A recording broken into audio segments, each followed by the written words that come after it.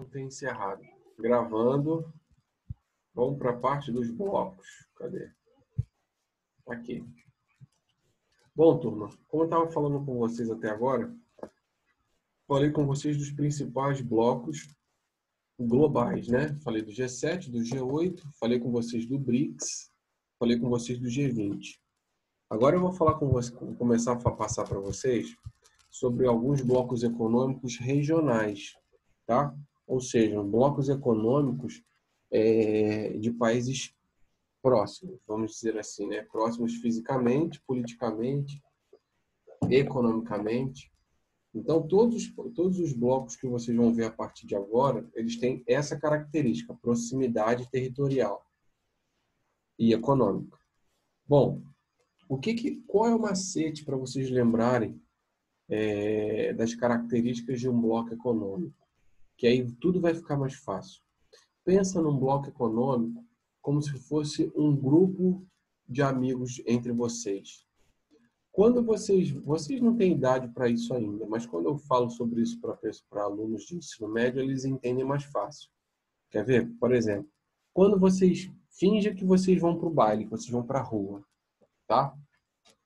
Quando vocês vão sozinhos para um baile, a chance de dar problema é tanta quanto se vocês fossem em grupo.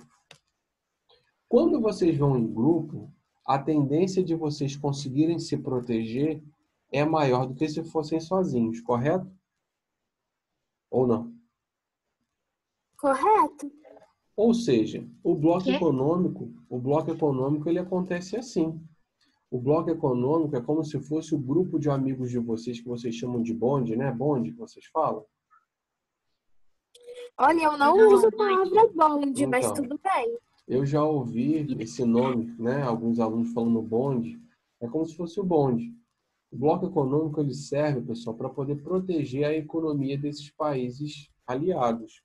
Então, é muito mais fácil para um país competir no cenário internacional com o seu bloco econômico do que sozinho. Sozinho, ele vai ficar muito vulnerável às vontades de outros países.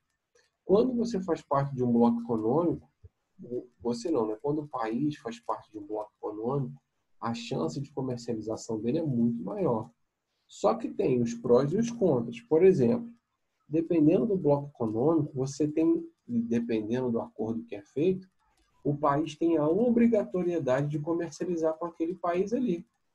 Mesmo que um país de fora do bloco ofereça um valor maior, se você faz parte de um bloco econômico que tenha prioridade para os países participantes, você tem que vender para ele. Vou dar o exemplo do Brasil. Quer ver? Vou dar um exemplo do Brasil, não. Vou dar um exemplo qualquer. Vamos supor que o Brasil, o que não é verdade, vamos supor que o Brasil produza muito arroz. Muito arroz.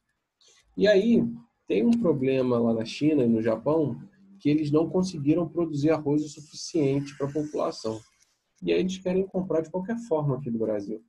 Só que nós temos um acordo, isso é hipoteticamente, tá, gente? Nós temos um acordo econômico, isso é verdade, com a Argentina. E nós temos que vender todo esse arroz nosso para a Argentina. Só que o desespero do Japão e da China é tão grande que eles oferecem o triplo do valor pelo arroz. E o governo brasileiro não poderia vender para eles, porque tem esse acordo de preferência com a Argentina. Deu para entender? Sim. Então, pessoal, tem os prós e os contras dos blocos econômicos. Ok? Pode explicar de novo? Posso. Só para fixar. Tá. Eu falei que os blocos econômicos eles são legais pensando em proteção econômica dos países participantes, porque você vai ter sempre com quem comercializar. Só que o ruim é que isso te dá a obrigatoriedade de comércio. Aí eu dei o exemplo do Brasil com arroz, que ele produz e tem a obrigação de vender para a Argentina. Mesmo que um outro país venha e dê o dobro, ou triplo, ou quádruplo do valor que a Argentina pagaria sobre esse produto. Deu para entender? Uhum. Porque isso está firmado em documento, por isso que tem que ser cumprido. Mas, professor, não tem como dividir? Não, porque se você tem, a não ser que o país produza em maior quantidade. Não, sim, nessa questão, não tem como dar uma parte para a China, assim? Então, você primeiro tem que atender a demanda do país aliado, né? Pensa em você, ô Giovanni. Você está com seu celular. Aí você vai vender para o seu Uhum, melhor amigo seu celular num preço legal. Então, para sua melhor amiga, você vai vender a R$ 1.000. Aí, eu não sou seu amigo, mas eu chego e te ofereço R$ 5.000 nesse celular. Como você é parceira dela, é amiga, vocês fazem esse bloco econômico de vocês, você é obrigado a vender para ela, mesmo eu te é. oferecendo esse valor maior. Se não Uhum, existisse esse bloco econômico, você ia em busca dos melhores valores. Aí você poderia vender para mim, entendeu? entendi. Então vamos lá, pessoal. Sobre a questão dos blocos econômicos, então, todos eles que nós vamos ver a partir de agora, todos eles são baseados nesse conceito, tá? De autoajuda. Tudo bem? Tudo? Alô? Sim. Sim. Beleza. Que isso? A Aisha colocou que o cachorro mordeu a cabeça dela. Ela tá com dor. Que doideira. E não, professor, doeu. Vamos lá. Bom, então vamos falar sobre o Brasil e a cooperação Sul-Sul. Vocês vão entender por que dos nomes, tá? Sem fins lucrativos e desvinculada de interesses comerciais, essa cooperação técnica pretende compartilhar êxitos e melhores práticas nas áreas demandadas pelos países parceiros. Aí eu pergunto a vocês, vocês acham que o Brasil ia participar de um bloco econômico que ele não tivesse nenhum benefício? Não. Claro que não, né, gente? Inicialmente, ele pode até falar isso, mas é claro que ele vai ter algum benefício, como todos os outros países. Então, olha só. O Brasil mantém relações de cooperação técnica com a América Latina, Caribe e África, com atuações pontuais na Ásia, Oriente Médio e na Oceania. Aí eu pergunto a vocês, qual é a vantagem do Brasil fazendo isso? A vantagem do Brasil, pessoal, Não sei. é que fazendo essa aproximação desses países, a chance dele conseguir um comércio mais vantajoso, por exemplo, com o Oriente Médio em relação ao petróleo, por exemplo, com o Uzbequistão e com o Afeganistão e com o Timor-Leste em relação à mão de obra barata, fica muito mais fácil. Deu para entender? Deu. Então a ideia é sempre ganhar em cima. Sempre, sempre. Mas tem alguma parte cujo o governo sai pela, tipo assim, uma vez na vida sem ganhar algo em cima? Ou é tudo, vezes tudo que tem que ganhar algo em cima? Na maioria das vezes, esses governantes, eles não ganham, mas a ideia é sempre ganhar. Tudo que eles fazem é sempre tentando ganhar em cima. Sempre, sempre, sempre. Tá? Tá. Então vamos lá. Bom, sobre as organizações agora ainda, né, econômicas, vamos começar a falar das africanas. A primeira é a SADC. Essa SADC, pessoal, eu não vou cobrar de vocês o significado não, tá? Mas é importante que vocês saibam o que significa, ó. Comunidade para o Desenvolvimento da África Austral. Tá certo? Uhum. Aqui está falando a quantidade de países que engloba, que são 15 países, e que ela se tornou viável apenas após o fim do regime de segregação racial na África do Sul. Esse bloco foi criado em 1992 e a sede fica em Botsuana, lá, ó, tá? Gaborone, que é a capital da Botsuana. Aqui estão as metas. Eu não preciso ficar mostrando para vocês essas metas, porque todas as metas de todos os blocos econômicos são sempre as mesmas. Por exemplo, promover o desenvolvimento socioeconômico nos países participantes, atingir um nível de igualdade, fazer com que os países menos desenvolvidos consigam crescer, ter uma melhor qualidade de vida, ou seja, é tudo igual, tá certo? Certo. Tudo bem? Então vamos lá, continuando. Isso é importante vocês marcarem, ó. O maior parceiro econômico da SADC é a União Europeia. Porém, medidas têm sido adotadas para diminuir a dependência desse bloco em relação aos países mais desenvolvidos. Ou seja, por que vocês acham que a União Europeia é o maior parceiro econômico da SADC? Porque ele Porque é eles têm bonzinho? interesse em alguma coisa que tem Exatamente. O que que tem no continente africano que é de grande interesse petróleo. europeu? Além disso, tem vários filmes que contam a história disso. Dos minérios, Então, Ah, tá. principalmente ouro. O que foi? Não, bati na minha mesa aqui. Ah, tá. Principalmente o ouro, pessoal, diamantes. O filme Diamante de Sangue conta muito bem isso. O outro filme que conta sobre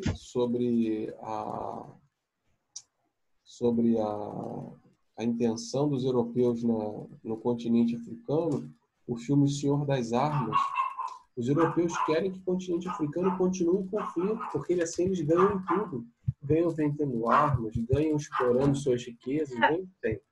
Antigamente, lá na época da colonização, antes da colonização do Brasil, os europeus iam para lá dizendo que estavam buscando a Terra Santa.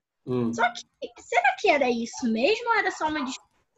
Então, no continente africano que você está falando? Sim. Não, o que aconteceu é que eles tinham que descobrir esse novo caminho para as Índias. E nesse novo caminho eles foram descobrindo novas terras. O que eles faziam no continente era só pegar a mão de obra que as tribos rivais vendiam das tribos derrotadas, que seriam os escravos. Espertinhos, né? Professor, Oi. Eu gosto deles. Fala. em Madagascar 2 fica falando que na África tem minérios também. Oi? Uma parte lá. O Em quê? Madagascar 2.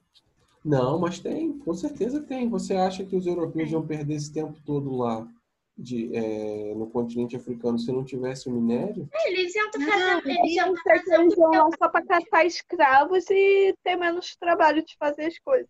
Eu disse que em Madagascar 2 tem uma parte mostrando que na África tem muitos minérios. Tem, eu sei disso. Muito minério.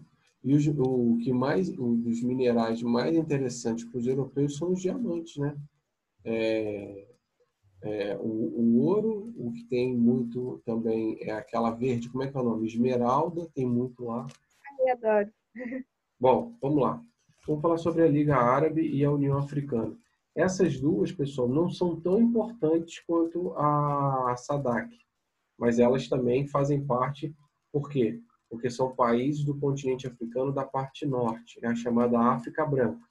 Isso que eu acabei de falar com vocês está aqui no primeiro parágrafo. Espera aí.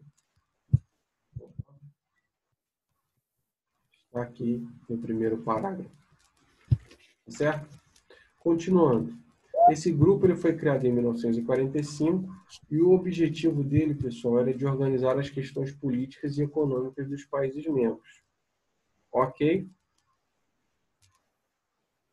Sim. Beleza. Então, vocês têm que entender que nós estamos falando de um continente que o conflito entre os países era muito grande. Principalmente dos conflitos da África subsaariana. Desses países do norte, nem tanto, tá? Do norte da África. Bom. Gente, eu tô igualzinho aqueles repórteres que tem ponto, que estão fazendo reportagem. Chega a mensagem muito depois. O nome disso é delay. É porque eu tenho que deixar o meu microfone desligado, que antes, quando as outras aulas não eram assim, ao vivo, não tava fazendo barulho nenhum. Começou essa aula, começou a fazer um monte de barulho na rua. Raiva. Eu não sei se foi na Professor, meu som só tá desligado porque aqui tá toda hora passando um trem. Meu Deus do céu, parece que tá aqui dentro de casa. Caminhão, moto, sem problema. Eu tava dando aula mais cedo pro 7º ano e eu não sei no microfone de quem, mas começou uma brigalhada de cachorro, que eu tive que mutar todo mundo, eu não sabia de quem era o som.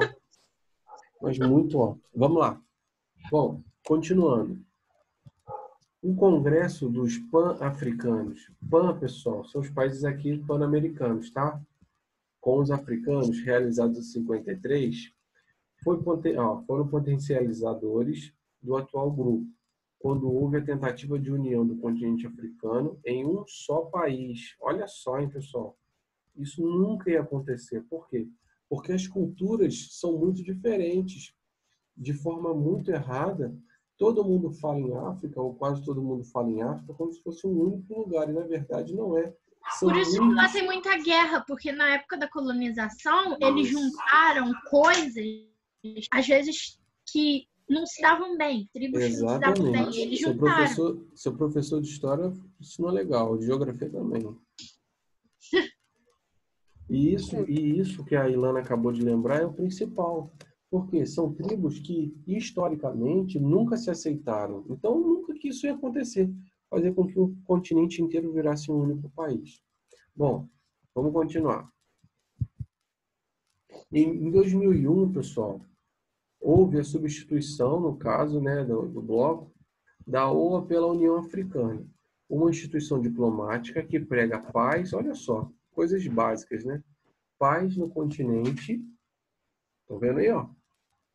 Uhum. E também busca cooperação econômica entre os países, com ações pontuais referentes ao combate da AIDS, conflitos civis e outros. Ou seja, na verdade, a ideia, só para a gente encerrar essa parte da África, a ideia da União Africana não era nem só o desenvolvimento econômico. Eram questões básicas, por exemplo, essa questão da contaminação do vírus da AIDS, no continente africano é seríssimo, gente, seríssimo. Então, eles tentam combater de tudo. Lá eles não têm ensino, né, para saber como prevenir e muito menos saúde, né? E outra coisa, Ilana, além de não ter ensino, por causa da cultura de alguns países, principalmente das religiões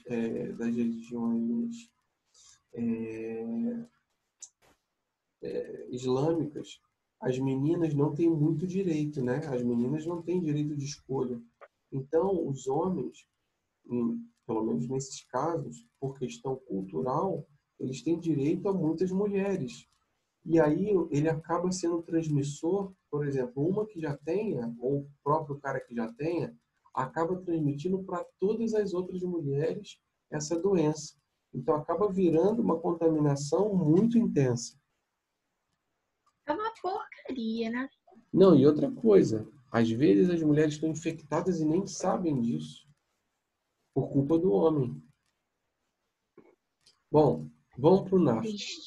Eu vou simplificar essa questão do NAFTA porque é muito rápido, tá?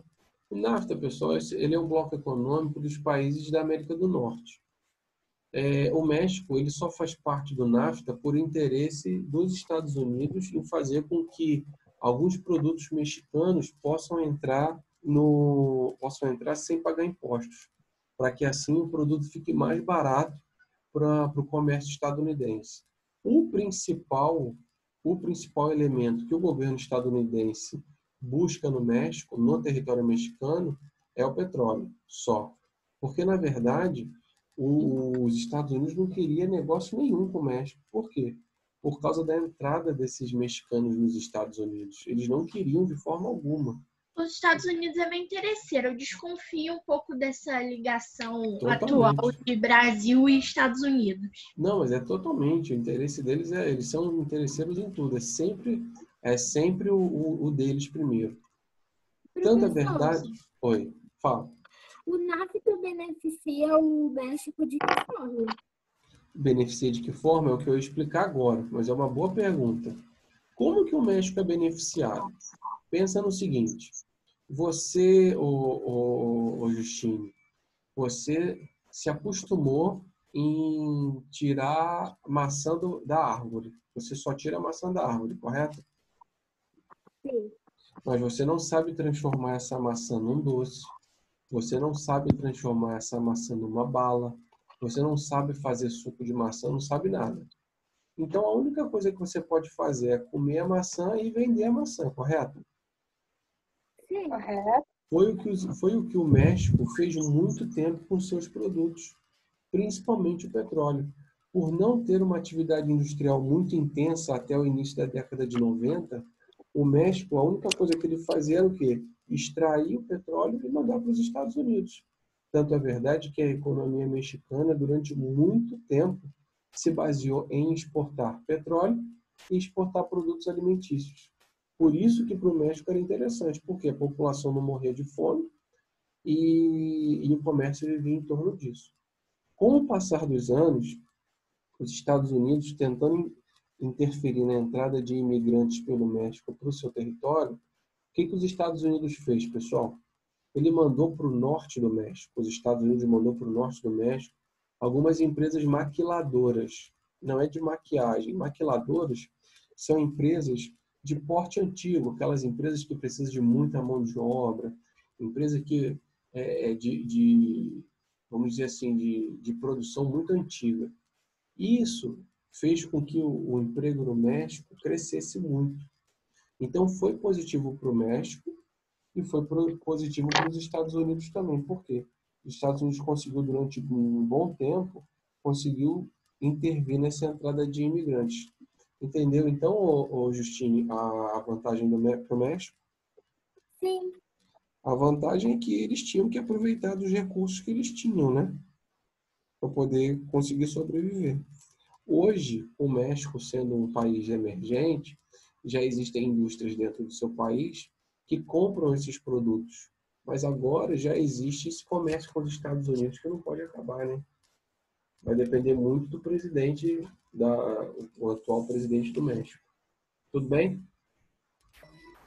Pessoal, eu não entendi NAFTA, não. O NAFTA, o Eric, é um bloco econômico formado pelos países da América do Norte.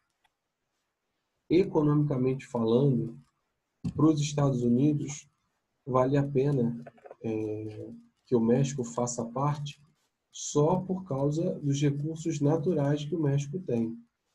Porque pensando em população, pensando no desenvolvimento social, para os Estados Unidos é horrível que o México faça parte.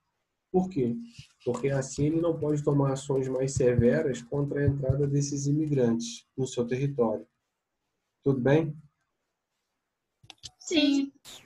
Beleza. Aí eu falei também sobre as empresas maquiladoras, que foram empresas que os Estados Unidos mandou para o norte do México, empresas do seu país, né? Empresas ultrapassadas, que eles mandaram para o norte do México para tentar diminuir a entrada desses imigrantes ilegais. Tudo bem? Sim. Sim. Beleza. Mas eu não entendo essa tara do México com os Estados Unidos, vai para outro lugar. Não é do país. É porque é o seguinte, Lana. Vamos supor, pensa no México como se fosse um buraco. Certo? E pensa nos países próximos ao México, para a população, qual é a salvação? Ir para os Estados Unidos ou ir para um país ali da América Central para trabalhar? Para os Estados Unidos. Entendeu? Então, o dólar, por ser uma moeda muito valorizada, os mexicanos durante muito tempo iam para os Estados Unidos, trabalhavam e mandavam esse dinheiro para as famílias deles no México. Só que o governo estadunidense barreirou isso, né? Vocês não vão mandar. Se querem trabalhar, vão trabalhar aqui e viver aqui. Quando não são pegos, né? Se eles forem pegos pela polícia de imigração, eles são deportados. Sim. Beleza? Infelizmente, também tem muitos que vão para os Estados Unidos e acabam trabalhando em umas coisas não muito legais, assim. Como, por exemplo, Mas o tráfico.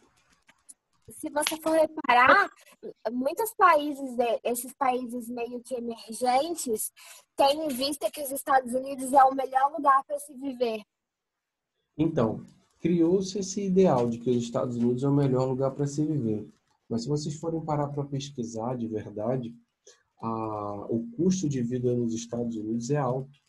E as pessoas que vivem lá, por exemplo, eu iria para o Canadá.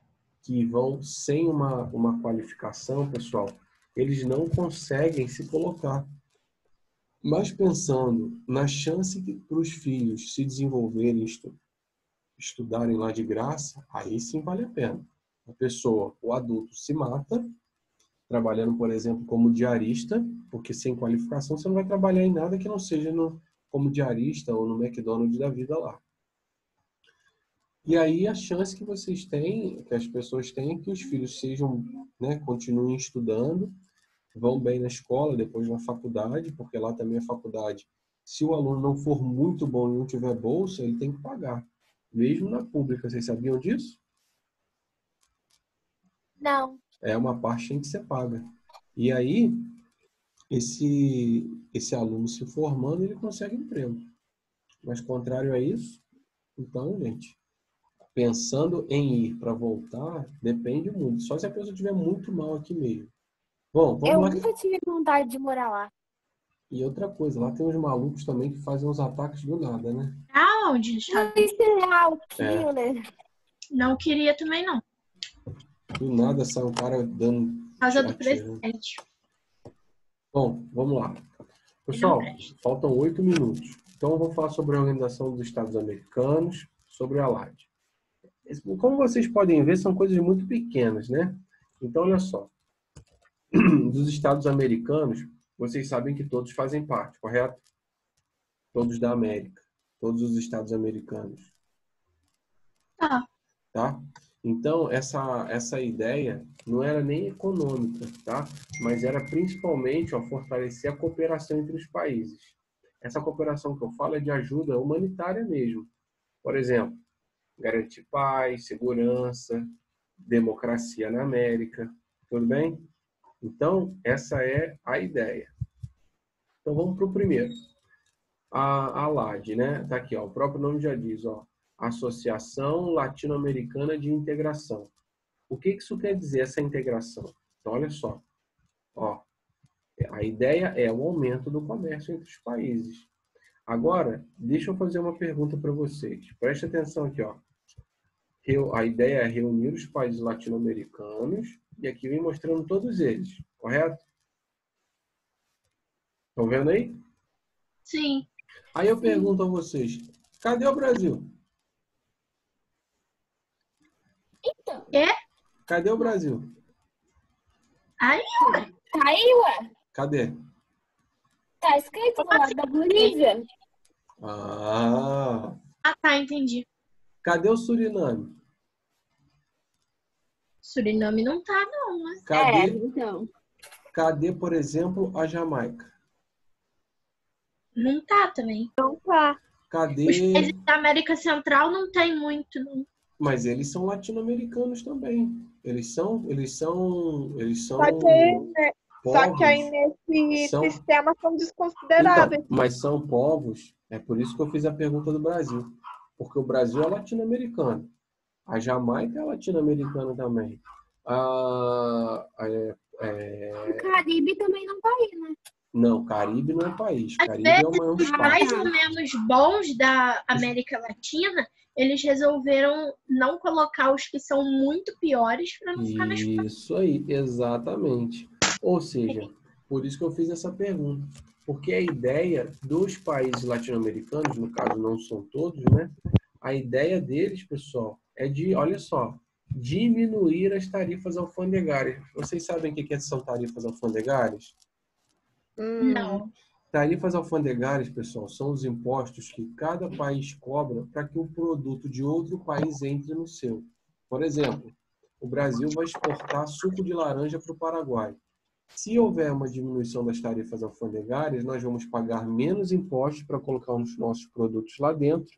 Automaticamente, os nossos produtos serão mais baratos dentro do Paraguai. Entendeu? Sim. Não entendi, não. Por exemplo, Eric, pensa no Brasil como produtor de soja, que nós somos, correto? Sim. Quando o Brasil vai vender essa soja para o Uruguai, por exemplo, nós pagamos um determinado imposto, chamado imposto de tarifa alfandegária. E essa tarifa alfandegária é um valor que é pago sobre o produto importado. Por exemplo, o Brasil vai pagar um valor determinado para poder introduzir o seu produto dentro do Uruguai. No caso, se todos os países membros aceitassem essa diminuição das tarifas alfandegárias, o produto do Brasil ia ficar mais barato lá dentro do Uruguai. Deu para entender? Sim. Sim. É mais ou menos o seguinte. Pensa em produtos importados aqui no Brasil, que eles ficariam mais baratos aqui. Por que eles ficariam mais baratos? Porque esse imposto seria retirado. Automaticamente a empresa poderia cobrar menos e ia ganhar do mesmo jeito. Ia vender mais, né?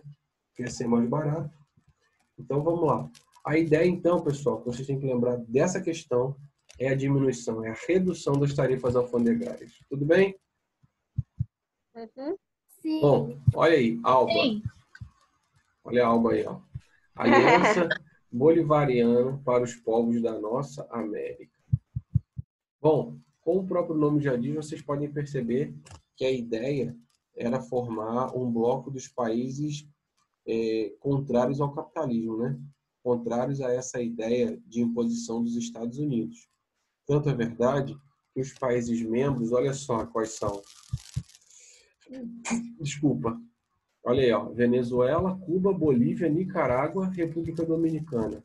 Desses que eu falei com vocês, a Bolívia, Cuba e Venezuela têm representantes no seu... Desculpa, gente, estou espirrando.